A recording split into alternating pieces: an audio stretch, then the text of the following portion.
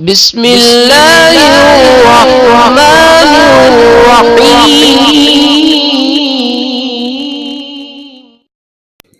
بسم اللہ الرحمن الرحیم۔ السلام علیکم ورحمۃ اللہ وبرکاتہ۔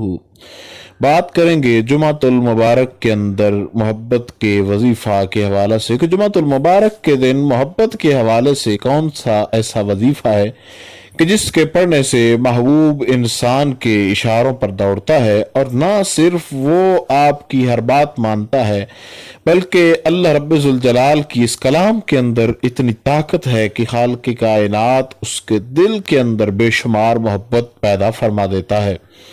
یہ وظیفہ جمعۃ المبارک کے دن آپ کسی بھی ٹائم کریں، انشاءاللہ تعالی اللہ رب ذوالجلال آپ کو ضرور کامیابی عطا فرمائے گا۔ کرنا آپ نے یہ ہے کہ جمعۃ المبارک کے دن جب آپ وضو کے حالت کے اندر ہوں، وضو نہ بھی ہو، جب آپ ویسے وضو نہیں کر سکتے یا کسی معاملے کے اندر کسی پریشانی یا کسی مجبوری کی وجہ سے کچھ احباب جو ہے وہ وضو کا اہتمام نہیں کر سکتے، تو وہ احباب بھی پریشان نہ ہوں، اس کو آپ کریں۔ یہ وظیفہ انتہائی لاجواب ہے، اور جمعۃ المبارک کے دن کرنا آپ نے یہ ہے، اللہ رب ذوالجلال کا جو اسم گرامی ہے یا ودود، یا ودود، یا ودود، اس کو آپ نے 333 مرتبہ پڑھنا ہے۔